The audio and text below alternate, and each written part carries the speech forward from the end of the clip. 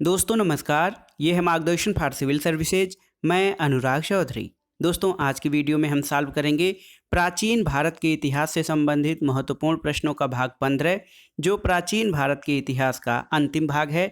इसमें हम प्राचीन भारत के इतिहास से संबंधित विविध प्रश्नों को सॉल्व करेंगे। ये वीडियो गवर्नमेंट डिग्री कॉलेज प्रवक्ता परीक्षा, गवर्नमेंट इंटर कॉलेज, केंद्रीय विद्यालय संगठन, टीजीटी, पीजीटी, नेट जेआरएफ इतिहास के साथ साथ सामान्य अध्ययन के इतिहास खंड के लिए बहुत ही उपयोगी तथा महत्वपूर्ण है। तो आइए सॉल्व करते हैं आज का वीडियो। दोस्तों प्राचीन भारत के विविध प्रश्नों से संबंधित जो ये वीडियो है, इसका पहला प्रश्न है कि निम्नलिखित में से कौन सा युग्म सही नहीं है, आपको बताना है। तो यहाँ पर देखिए, पहला है एलोरा गुफाएं, ये राष्ट्रकूट वंश से संबंधित हैं, सही है। महाबलीपुरम पल्लव वंश, सही है।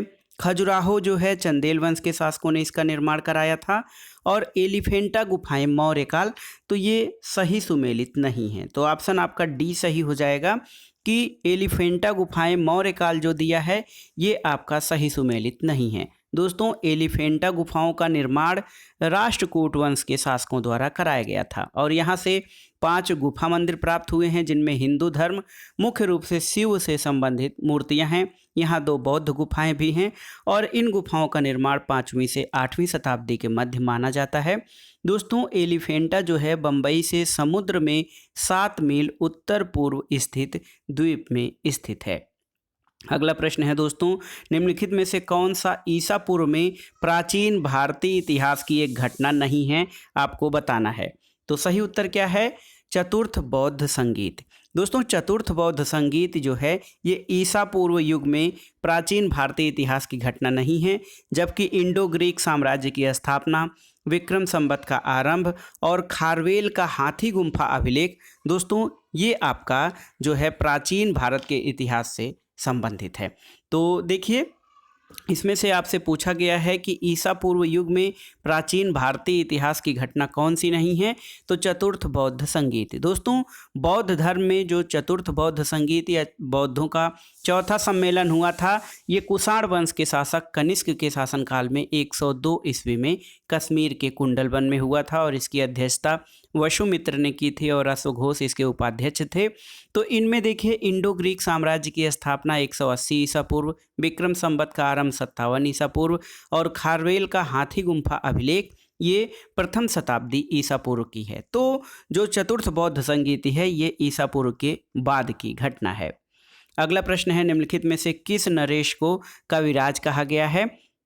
दोस्तों कविराज जो है ये भोज, परमार और समुद्रगुप्त दोनों को कहा गया है। तो देखिए यहाँ पे इस प्रश्न का उत्तर स्टार में हो जाएगा, क्योंकि भोज, परमार और समुद्रगुप्त दोनों को कविराज की संज्ञा दी गई है। अगर प्रश्न आगे पूछा जाएगा जिसमें भोज, परमार या समुद्रगुप्त में से कोई एक ऑप्शन होगा, तो केवल एक ऑप्शन, चाहे भोज, परमार या समुद्रगुप्त, लेकिन ये दोनों ही इन नरेशों को कविराज की उपाधि दी गई है। अगला प्रश्न है, सूची 1 की पुस्तकों के सूची 2 के लेखकों से सुमेलित करना है। पंच सिद्धांतिका। दोस्तों पंच सिद्धांतिका के लेखक जो हैं ये वाराहमिहिर है। काव्य मीमांसा राजशेखर की कृति है। विशुद्धि मग्ग दोस्तों ये बुद्ध घोष की कृति है और कादंबरी बाणभट्ट की रचना है। तो सही उत्तर 1, 2, 3, 4 यानी ऑप्शन ए का 1, बी का 2, सी का 3 और डी का चौथा, तो ऑप्शन डी आपका सही उत्तर हो जाएगा। अगला प्रश्न है दोस्तों, सूची 1 के लेखकों का सूची 2 के संरक्षकों से सुमेलन आपको कराना है। देखिए बिल्हड़, तो बिल्हड़ दोस्तों चालुक्य नरेश विक्रमादित्य चतुर्थ के दरबार में रहते थे। तो बिल्हड़ हो गए चालुक्य नरेश विक्रमादित्य चतुर्थ के दरबार में। पद्मगुप्त जो थे ये परमार नरेश सिंधुराज के दरबार में रहते थे। श्रीहर्ष जो थे ये गढ़वाल नरेश जयचंद के दरबार में और वाकपति जो थे ये कन्नौज नरेश यशोवर्मा के दरबार में रहते थे। तो सही उत्तर आपका हो जाएगा ऑप्शन सी 1, 4, 2, 3। अगला प्रश्न है दोस्तों, निम्नलिखित में से किस शब्द में जाति की सीमाओं से बाहर के लोगों का कोई निवास निहित है? चेरी, पल्ली, पट्टी या पुरम? तो सही उत्तर है चेरी। दोस्तों चेरी शब्द में जात की सीमाओं के बाहर के लोगों का स्थान रहता है, जिसमें वे अपना स्वच्छंद जीवन यापन करते हैं। अगला प्रश्न है कौन सा ग्रंथ खगोलीय प्रणाली पर आधारित एक लेख है। आपको बताना है कि कौन सा ग्रंथ खगोलीय प्रणाली पर आधारित है। गणित सार संग्रह, अष्टांग हृदय, नाम लिंगानुशासन और पंच सिद्धांतिका। तो सही उत्तर है दोस्तों पंच सिद्धांतिका। पंच सिद्धांतिका जो है ये भारत के प्राचीन खगोल शास्त्री और ज्योतिषाचार्य बाराह मिहिर का ग्रंथ है, जिसकी रचना विक्रमादित्य के शासनकाल में हुई थी और ये ग्रंथ खगोल शास्त्र पर आधारित है। अगला प्रश्न है वाक्पति मुंज और सिंधुराज के दरबारी कवि पद्मगुप्त किसके रचनाकार थे। सही उत्तर क्या है। तो सही उत्तर है दोस्तों पद्मगुप्त नव सहसांक चरित के रचनाकार थे और वाक्पति मुंज और सिंधुराज के दरबारी ये पद्मगुप्त नव सहसांक चरित के लेखक हैं। सूची 1 का सूची 2 से सुमेलन करना है। देखिए सूची 1 में अभिलेख हैं और उनका संबंध किस शासक से है ये आपको बताना है। देखिए गिरनार शिलालेख, इसका जो है संबंध रुद्रदामन प्रथम से है। नासिक शिलालेख पुलुवामी से संबंधित है। इलाहाबाद स्तंभ लेख ये आपका स्कंदगुप्त से संबंधित है और भीतरी स्तंभ लेख दोस्तों ये समुद्रगुप्त से संबंधित है। तो देखिए ऑप्शन जो हो जाएगा आपका सी सही उत्तर हो जाएगा। अगला प्रश्न देखते हैं दोस्तों विक्रमांक देवचरित्र का लेखक कौन थे। तो आप जानते हैं विक्रमांक देवचरित्र जो है वो बिल्हड़ की रचना है और बिल्हड़ कल्याणी के चालुक्य वंशी नरेश विक्रमादित्य सक्षटम का चरित्र विवरण इसमें प्रस्तुत किया गया है। अगला प्रश्न है दोस्तों प्रबोध चंद्रोदय की रचना हुई थी किस समय में। आपको बताना है कि प्रबोध चंद्रोदय की रचना किस काल में हुई थी। तो सही उत्तर है चंदेल शासकों के शासनकाल में। प्रबोध चंद्रोदय एक संस्कृत नाटक है और इसके रचयिता कृष्ण मिश्र हैं और इसकी रचना चंदेल शासकों के राज्यकाल में हुई थी। अगला प्रश्न है काव्य मीमांसा के लेखक राजशेखर किसके दरबारी कवि थे। तो सही उत्तर है महेंद्रपाल प्रथम। दोस्तों काव्य मीमांसा के लेखक राजशेखर महेंद्रपाल प्रथम के दरबारी कवि थे और महेंद्रपाल प्रथम प्रतिहार वंश के शासक थे। अगला प्रश्न है मंदिर वेश्यावृत्ति का प्राचीनतम प्रमाण किस स्थान के गुहा लेख से प्राप्त हुआ है। तो उत्तर है रामगढ़। दोस्तों मंदिर वेश्यावृत्ति का प्राचीनतम प्रमाण रामगढ़ गुहा लेख में प्राप्त हुआ है और ईसा पूर्व 3री शताब्दी का यह गुहा लेख छत्तीसगढ़ के सरगुजा जिले में रामगढ़ पर्वत के जोगीमारा में मिला है। ये ब्राह्मी लिपि और पाली भाषा में है और इस गुहा लेख में सुतनका नामक देवदासी और देवदीन नामक रूपदक्ष के प्रेम का विवरण मिलता है। अगला प्रश्न है कल्हड़ द्वारा रचित राजतरंगिणी निम्नलिखित में से किससे संबंधित है। तो सही उत्तर है दोस्तों कश्मीर के इतिहास से। और एक तरह से देखा जाए तो राजतरंगिणी जिसकी रचना कल्हड़ ने की थी ये भारत का प्रथम इतिहास या ये प्रथम ऐतिहासिक ग्रंथ माना जाता है और इस ग्रंथ की रचना कल्हड़ ने राजा जय सिंह के शासनकाल में की थी। कश्मीर के शासक जैनुल आबदीन द्वारा संरक्षित 2 विद्वानों जून राज और उनके शिष्य श्रीवर ने कल्हड़ की राजतरंगिणी का आगे विस्तार किया था। तो सही उत्तर है कल्हड़ की राजतरंगिणी से कश्मीर के इतिहास का वर्णन मिलता है। अगला प्रश्न है सूची 1 का सूची 2 से सुमेलन कराना है दोस्तों। देखिए नव सहसांक चरित आप जानते हैं कि ये पद्मगुप्त की रचना है। गौड़ वहो ये आपके वाक्पति राज की रचना है। राजतरंगिणी कल्हड़ की और विक्रमांक देवचरित्र ये बिल्हड़ की रचना है। अगला प्रश्न है दोस्तों द्वितीय राजतरंगिणी के रचनाकार कौन थे आपको बताना है।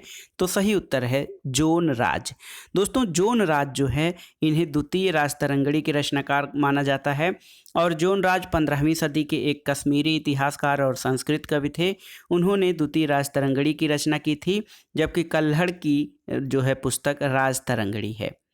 अगला प्रश्न है निम्नलिखित में से कौन सा ग्रंथ लैटिन भाषा में लिखा गया है आपको बताना है। ऑप्शन है Naturalis Historia, geography, the Periplus of the Erythraean Sea और इंडिका। तो सही उत्तर है लैटिन भाषा में लिखी गई कृति नेचुरल हिस्टोरिका है। ये लैटिन भाषा में लिखा गया है, प्रथम शताब्दी की रचना है और इसमें भारतीय पशुओं पेड़ पौधों खनिज आदि का वर्णन किया गया है नेचुरल हिस्टोरिका में। अगला प्रश्न है दोस्तों श्री चक्र किस प्राचीन धर्म से संबंधित है। वैष्णव, शैव, लिंगायत या शाक्त?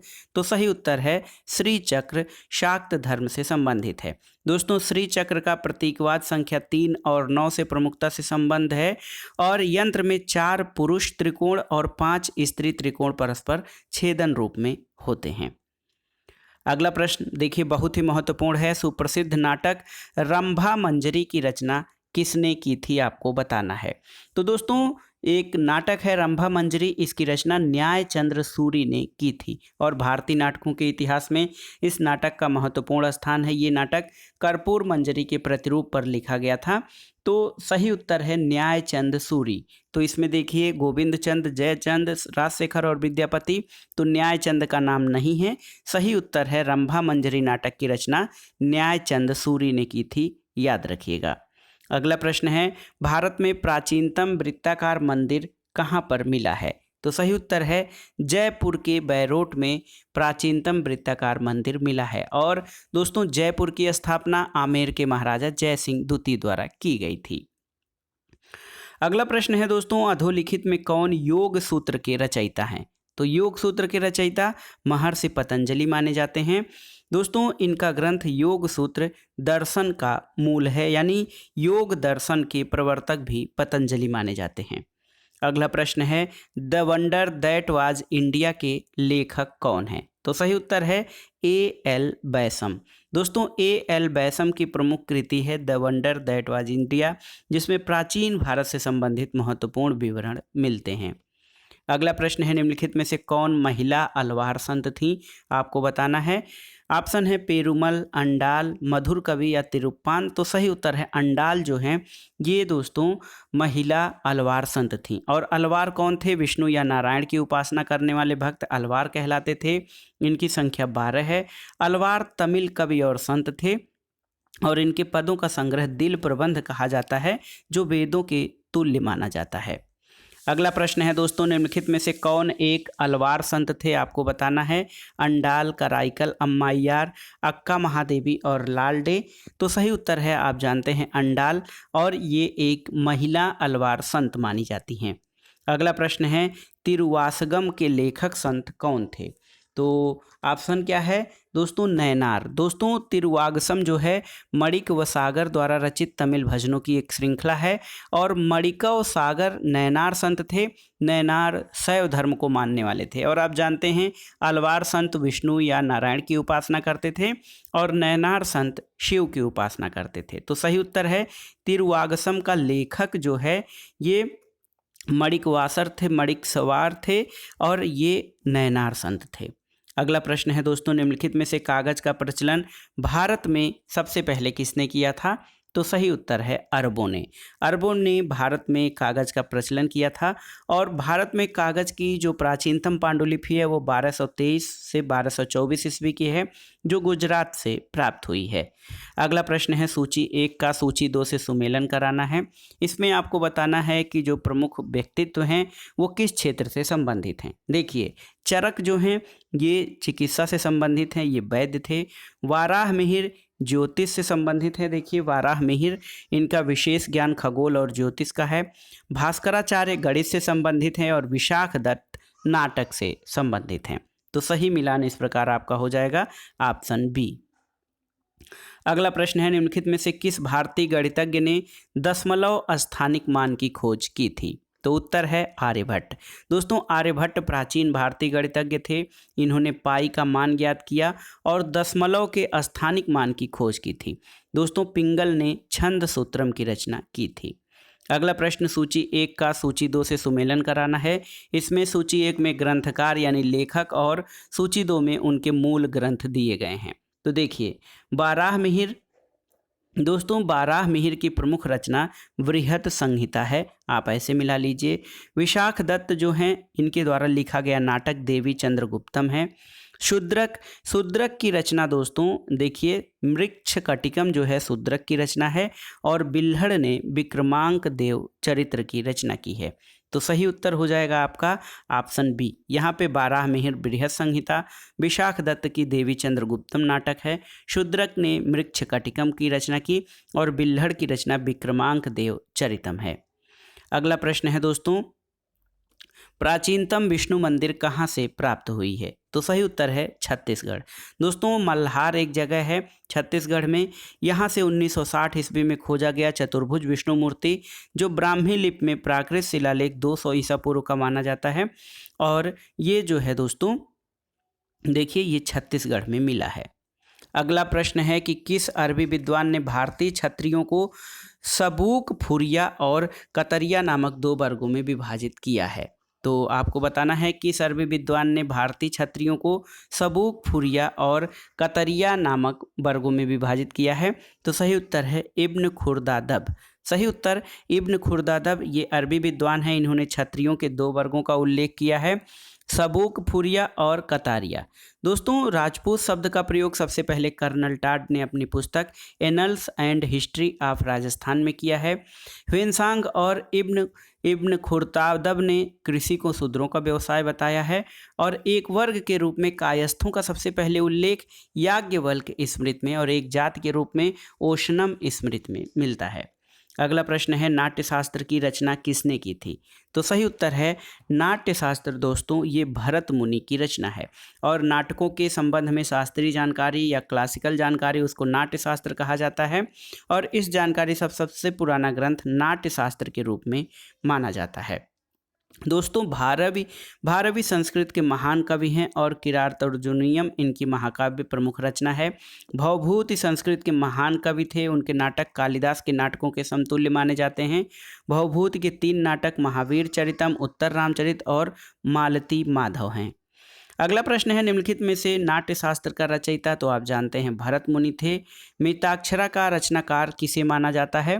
तो मिताक्षरा दोस्तों विज्ञानेश्वर की कृति है। और मिताक्षरा याज्ञवल्क्य स्मृति पर विज्ञानेश्वर की टीका है। इसकी रचना 11वीं शताब्दी में की गई थी और इसमें जन्मना उत्तराधिकार का बात की गई है। अगला प्रश्न है मिताक्षरा के अनुसार पुत्र को पैतृक संपत्ति में क्या अधिकार प्राप्त होता है? तो सही उत्तर है उसके जन्म लेते ही पुत्र को पैतृक संपत्ति में अधिकार मिल जाता है। अगला प्रश्न है निम्नलिखित में से कौन याज्ञवल्क्य स्मृति का टीकाकार नहीं है? तो सही उत्तर है कुल्लुक भट्ट। दोस्तों कुल्लुक भट्ट जो हैं ये याज्ञवल्क्य स्मृति के टीकाकार नहीं हैं। याज्ञवल्क्य स्मृति के टीकाकारों में विश्वरूप, अपरार्क और विज्ञानेश्वर का नाम आता है। अगला प्रश्न है प्राचीन काल में बधुआ श्रम को निर्दिष्ट करने वाले शब्द कौन से थे? आपको बताना है। तो ऑप्शन है वेत्ति, शुल्क, सोंधर और विष्टि। तो सही उत्तर है 1 और 4 यानी वेत्ति और विष्टि। ये जो दोस्तों वेट्टि और विष्टि शब्द ये बधुआ श्रम को जो है उल्लेख करते थे। चोल काल में बेगार को वेट्टि कहा जाता था और विष्टि जो था वो मौर्य काल में जो बेगार लिया जाता था उसको कहा जाता था। अगला प्रश्न है प्रागज्योतिष प्राचीन नाम किसका था? तो सही उत्तर है असम। दोस्तों असम का प्राचीन नाम प्रागज्योतिषपुर था और महाभारत में असम को मलेच्छों और असुरों की भूमि अथवा अनार्य देश के रूप में वर्णित किया गया है। और महाभारत काल में इस प्रदेश का उल्लेख प्रागज्योतिष के नाम से किया गया है। पुराणों में इसका नाम कामरूप आया है। अगला प्रश्न है कि प्रागज्योतिषपुर नाम किसका था? तो आप जानते हैं प्राचीन असम का नाम प्रागज्योतिषपुर था। अगला प्रश्न है किस राज्य का प्राचीन नाम प्रागज्योतिषपुर है? तो ये है असम। अगला प्रश्न दोस्तों गोपुरम कहाँ के मंदिरों की विशेषता है? आपको बताना है। तो सही उत्तर है गोपुरम तमिलनाडु के मंदिरों की विशेषता है। और गोपुरम जो है द्रविड़ वास्तुकला के अंतर्गत आती है। द्रविड़ शैली के मंदिर आयताकार और शिखर पिरामिड के आकार का होता है। गर्भगृह के चारों ओर वर्गाकार छत से ढका हुआ बाड़ा होता है, इसको प्रदक्षिणा पथ कहा जाता है। और इन मंदिरों के साथ अनेक स्तंभ युक्त मंडप, गलियारे और विशाल गोपुरम भी जोड़ दिए गए थे। अगला प्रश्न है लंबवत पुरातात्विक उत्खनन के द्वारा किसी संस्कृति के निम्न में से किस पदों का विशेष ज्ञान होता है? तो सही उत्तर है संस्कृति का कालमापन। दोस्तों जब कोई खुदाई लंबवत होती है तो उसके द्वारा संस्कृति के कालमापन की जानकारी होती है। अगला प्रश्न है काकना दबोट महाविहार कहाँ स्थित था? आपको बताना है। काकना दबोट तो सही उत्तर है सांची। दोस्तों सांची का जो प्राचीन नाम है वो काकना दबोट था और ये मध्य प्रदेश में भोपाल के समीप स्थित है। और सांची स्तूप के लिए या सांची विश्व भर में बौद्ध स्तूपों के लिए प्रसिद्ध है और इसका निर्माण मौर्य वंश के शासक सम्राट अशोक ने करवाया था। अगला प्रश्न है कि दक्षिण भारत में स्थित स्तूप अवशेषों में दशरथ जातक का शिल्पांकन कहाँ से मिला है? तो सही उत्तर है नागार्जुन कोंडा से। दोस्तों दशरथ जातक का शिल्पांकन नागार्जुन कोंडा स्तूप अवशेष में हुआ है। ये जातक संस्कृत महाकाव्य रामायण का बौद्ध संस्करण है, लेकिन रामायण में प्रस्तुत किए गए किरदारों के सापेक्ष अलग है। अगला प्रश्न है दोस्तों, चीनी लोग भारत को किस नाम से पुकारते थे? बहुत ही महत्वपूर्ण प्रश्न है। चीनी लोग भारत को किस नाम से पुकारते थे? तो ये नाम था इनतू।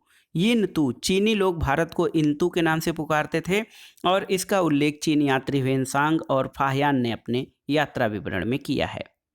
अगला प्रश्न है, कंबन की रामायण एक क्लासिकल साहित्य है, किस भाषा का? तो सही उत्तर है तमिल भाषा का। दोस्तों कंबन कृत रामायण तमिल भाषा का एक क्लासिकल साहित्य है और कुलोतुंग तृतीय जो कि चोल शासक था उसके शासनकाल में प्रसिद्ध कवि कंबन था, जिसने तमिल रामायण की रचना की और ये तमिल साहित्य का महाकाव्य है।